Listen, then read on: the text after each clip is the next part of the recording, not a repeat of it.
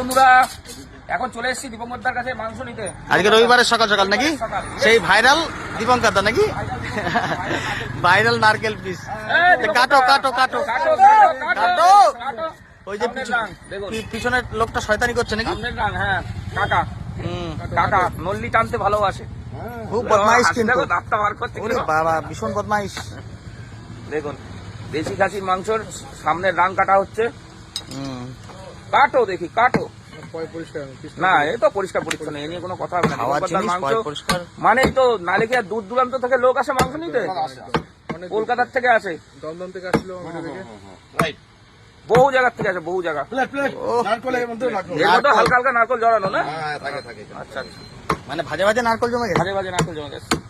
আর এই ঠান্ডা পড়তে না পড়তেই তো ঠান্ডাতেই নারকল খেতে হবে বেশি করে, বয়স কমবে তাহলে, বয়স কমে যাবে।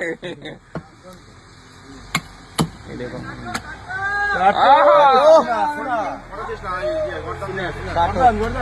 হ্যাঁ গর্দান গর্দান, কাটো কাটো।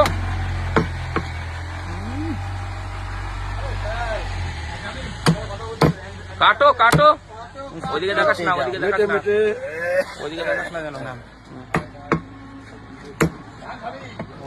পনিরটা গেল কোথায়? পনির হালকা দিয়ে দাও, হালকা দিয়ে দাও। এ কি ব্ল্যাক পনির নাকি না রেড পনির? পনির পনির আর সেই ফ্রি ফ্রি চর্বি দেবো, মাপটা হয়ে যাক। ওকে, হয়ে গেছে, চলো ফ্রি মারো, এদিকে এদিকে। মারো। ঠান্ডায় তো জমে ক্ষীর হয়ে গেছে।